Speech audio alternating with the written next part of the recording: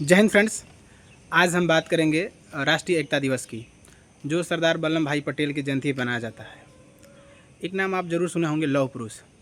उन्हीं को जानते हैं जिनका नाम है सरदार वल्लभ भाई पटेल। ये इनका बहुत बड़ा अचीवमेंट है भारत को एकीकृत करने में, भारत को एकजुटता को जोड़ने में। आपको पता है कि हमारे देश में 562 रियासतें रहीं जिस समय भारत का निर्माण हो रहा था, भारत आज़ाद हो रहा था उस टाइम।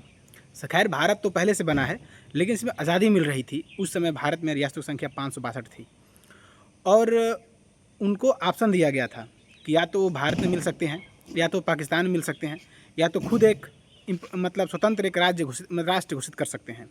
इतना ऑप्शन उन लोगों के पास था। लेकिन सरदार वल्लभ भाई पटेल ने इतनी बड़ी भूमिका निभाई कि उन सारी रियासतों को एकीकृत करके भारत में मिलाया। आप सोच सकते हैं उसमें 562 में से 559 रियासतें ऐसी थीं जो भारत में मात्र समझौते मात्र से भारत में विलय हो गया।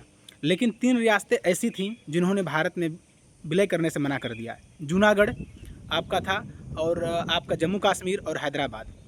लेकिन सरदार वल्लभ भाई पटेल ने इनको पुलिस कार्रवाई बल और जनमत संग्रह और हस्ताक्षर के द्वारा इन तीनों रियासतों को भी भारत में मिला लिया गया।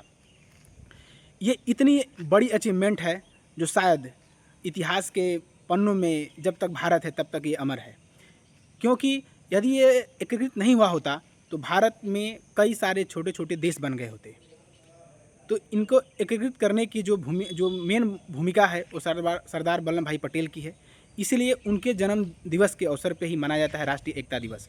और ये हमारे पुलिस बल और भारत में सारे जितने भी कर्मचारी हैं, जुड़े हुए हैं, सभी लोगों ने राष्ट्रीय एकता दिवस मना रहे हैं। ठीक है, और ये ज़रूरी हो जाता है क्योंकि एकता में बल है। हमने बचपन से ही हर स्कूल पे के दीवारों पे हमने पढ़ा कि एकता में बल है, और हम बहुत सारी कहानियाँ पढ़े हैं बचपन में कि एकता में बल है।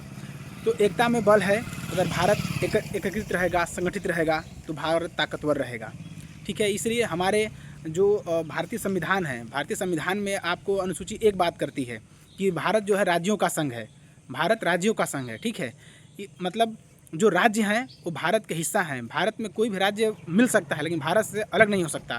तो इतनी शक्ति दी गई है हमारे संविधान में भी। ठीक है, तो एकता हर जगह दिखानी है, चाहे वो राष्ट्र की बात हो, चाहे वो सच को लेकर हो, तो एकता दिखानी है। एकता में बहुत बड़ा शक्ति है और एकता से ही किसी भी चीज़ में परिवर्तन लाया जा सकता है। ठीक है, तो आज राष्ट्रीय एकता दिवस पे सिर्फ इतना ही।